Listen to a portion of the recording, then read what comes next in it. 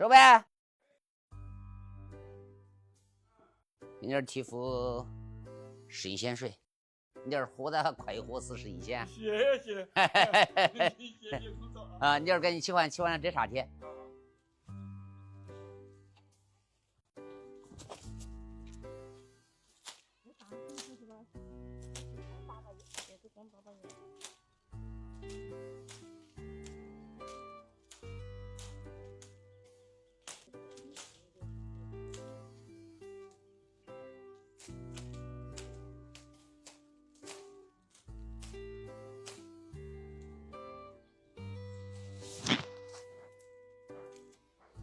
这些茶树啊，每一棵都沧桑斑驳，长满了青苔。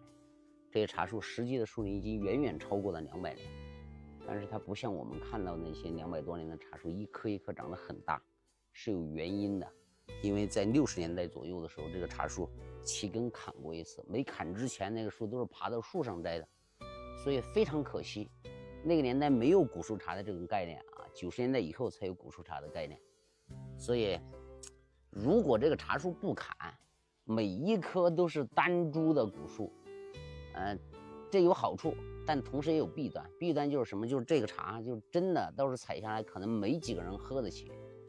就现在这个样子，其实我有朋友这几年一直在说能不能把这块茶，他们花个10万左右，然后所有的茶给他们。我一直没有同意啊。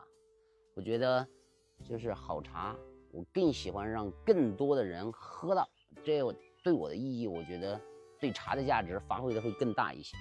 这就是我的古树怡红，现在每棵树都差不多2米来高。如果不砍的话，每棵树都4、5米，那就是盖的帽了。看看这下面的主干，每一棵的主干都差不多有40、50公分的这样的一个胸围。看看这树，全是这种老青苔。今年的古树怡红发芽率没有往年那么高，可能是因为去年冬天的干旱，所以今年我估计就200来斤鲜叶左右，到不了260、70斤，每年就做那么一点。来，周伯把本子给你呢，你这背起本子后这些。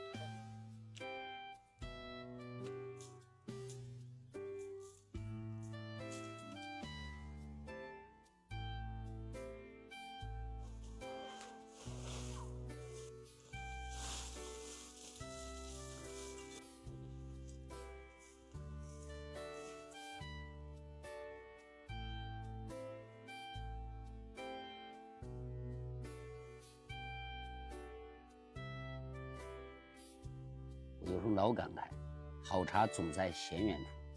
看看这个古树怡红所在的地方，像一个遗世独立的地方一样，周围的房子全是那种几百年的、上百年那种老的木头房子，道路交通也特别不方便，所以每年下来总是提心吊胆。那个老爷子家里呢，守着这100多棵茶树，其实很多年没有收入，因为卖不出去，别人下不来，所以他们老开玩笑说我是他们的财神爷，其实他们是我的财神爷。他们要种不出这么好的这种茶树来，没有这么好的茶树来，然后我怎么去做我的古树怡红呢？这片茶树从2021年跟我结识了之后，就是按照我的方式来管护的，人工除草，人工松土，然后施的肥呢全是菜籽饼，就这种有机肥。这个地方的这个土壤太肥了，太厚了，然后阳光的光照也特别强，然后所以这边的这个古树怡红呢，总会带有一点点苦的余味。我也想着说改造一下，比如说给它种个树遮个阴，但是我又怕担心种完树的时候改变了整个的生态的状况，让这些茶树死掉了，所以我到现在也没敢动，就想着就这样去吧，这自然而然刚好是它本来的味道。大家今年做出来喝喝看，看看还有没有苦的余味。如果有，找太阳，找土壤，别找我，那是它的特点啊。